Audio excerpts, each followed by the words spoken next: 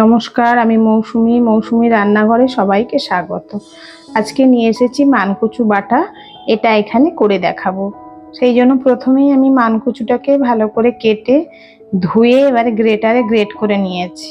আর নিয়েছি নারকেল কোড়া, আর নিয়েছি এখানে সাদা সর্ষে, 4টে রসুনকে আমি কুচিয়ে নিয়েছি, আর কাঁচা লঙ্কা। এই মানকচু যে গ্রেট করে নিয়েছি, এটা আমি একটু ভিনিগার আর সামান্য লবণ মাখিয়ে রেখেছি। এবারে এটাকে আমি ছাঁকনিতে চেপে চেপে এর দুধের মতো সাদা অংশটাকে বের করে ফেলে দেব। তারপরে আমি এগুলোকে মিক্সারে পেস্ট করে নেব। আমি কড়া বসিয়েছি গ্যাসে, সর্ষের তেল দিয়েছি। সর্ষের তেলটা গরম হোক। সর্ষের তেলটা দিয়ে আমি একটু নাড়িয়ে দিলাম।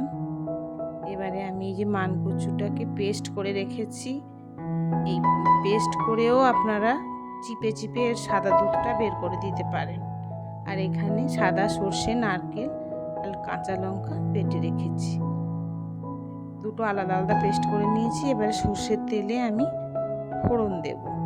এই ফোড়নে আমি কালো জিরে দেব, কাঁচা লঙ্কা কিংবা শুকনো লঙ্কা আপনারা দিলেও দিতে পারেন। আমি যেহেতু একটা কাঁচা লঙ্কা দিয়ে পেস্ট করেছি, সেহেতু আমি আর এখানে কিছু দিচ্ছি না।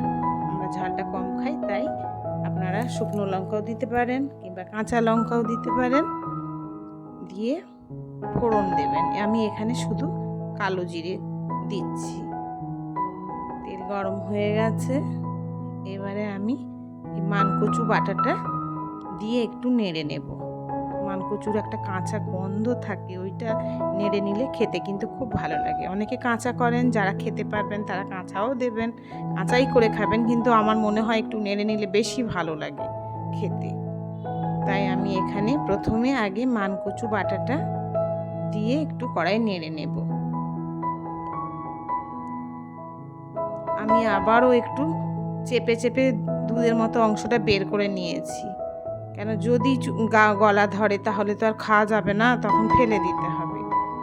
যদি ভালো হয় মানকচুটা লাগবে না আর দুবার ধরে, তাহলে আপনারা একটু চেপে চেপে দুধের মতো অংশটা বের করে নেবেন। এইবারে একটু নেড়ে নিচ্ছি আগে মানকচুটা, তাহলে ওর এই সেই কাঁচা গন্ধটা আর থাকে না, খেতেও খুব ভালো লাগে।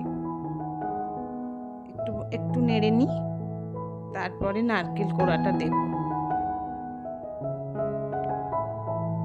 সবাই বানাবেন, খুব ভালো লাগবে খেতে। খুব গরম ভাতে তো আর বলার নয়, এত সুন্দর লাগবে খেতে। হয়েই এসছে। এবারে আমি নারকেল কোড়াটা দেব। আমি নারকেল কোড়া, সর্ষে, রসুন, লঙ্কা যখন পেস্ট করি তখন একটু লবণ দিয়েছিলাম, তাই লবণটা আপনারা দেখে দেবেন, কেন এইসব বেশি লবণ হলে আবার ভালো লাগে না। সেই জন্য নুন মিষ্টিটা যেন ঠিকঠাক থাকে। এবারে আমি নারকেল বাটার পেস্টটা দেব, দিয়ে বেশিক্ষণ নয়, অল্পক্ষণ কিছু নেড়ে নেব। দুটোকে একসঙ্গে মিশিয়ে নিচ্ছি।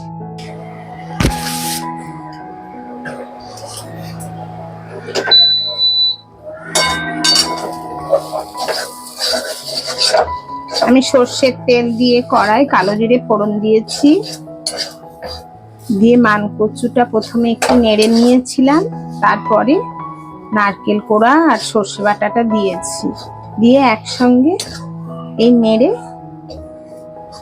এই সুন্দর একটা পেস্ট বানিয়ে নিয়েছি। একটু নেড়ে নিলে না মানকচুটা ভালো লাগে খেতে, কাঁচা একটা গন্ধ ছাড়ে, তো ওটা তেলের উপর একটু নেড়ে নিলে সেই গন্ধটা আর থাকে না। আর এখানে ফোড়নে আমি কালো জিরে দিয়েছি, শুকনো লঙ্কা, কাঁচা লঙ্কা আপনার যে যেমন খাবেন ইচ্ছে করলে দিতে পারেন। আমি যেহেতু বাটার সময় একটা কাঁচা লঙ্কা দিয়েছিলাম, সেহেতু আর আমি কোনো লঙ্কা দিইনি।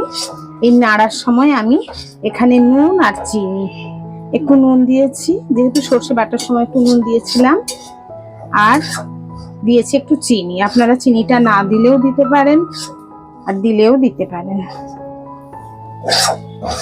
অনেকে আবার কাঁচা করেন, কাঁচা যদি ভালো হয়, মানকচু হলে গলা ধরে তো ভয় করে, তাই এইরকম ভাবে করলে জিনিসটা দেখতে এত সুন্দর লাগছে, আমি কি বলবো আপনাদের, গলা ধরার ভয় থাকে না।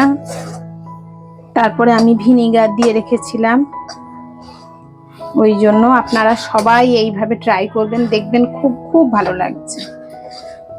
দেন মানকচুটা প্রথমেই বেটে বা পেস্ট করে মিক্সিতে আলাদাভাবে আবার দুধের ওই অংশটা আপনারা বের করে দেবেন। যদি মনে হয় না চুলকোতে পারে, আগেও একবার বের করেছি, আর যদি মনে হয় আবার আরেকবার বের করে নেবেন। দিয়ে কড়াতে সর্ষের তেল দিয়ে কালো জিরে, কাঁচা লঙ্কা ফোড়ন দিয়ে, কিংবা শুকনো লঙ্কা ফোড়ন দিয়ে, কিংবা লঙ্কা ফোড়ন না দিয়েও শুধু কালো জিরে দিয়েও আপনারা মানকচু বাটাটা দিয়ে একটু নেড়ে নেবেন। তারপরে নারকেল বাটা, সর্ষে বাটাটা দিয়ে একসঙ্গে মিশিয়ে নুন চিনি দিয়ে আর একটু নেড়ে নেবেন। ব্যাস হয়ে গেল মানকচু বাটা।